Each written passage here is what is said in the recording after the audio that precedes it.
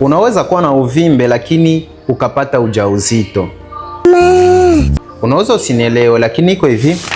Uvimbe hauwezi kuzuia mwanamke kupata ujauzito. What? Lakini sasa mimba ikishaingia sehemu ambako kuna uvimbe, inaweza kusababisha mimba ishindwe kukaa au mimba kutunga nje ya kizazi.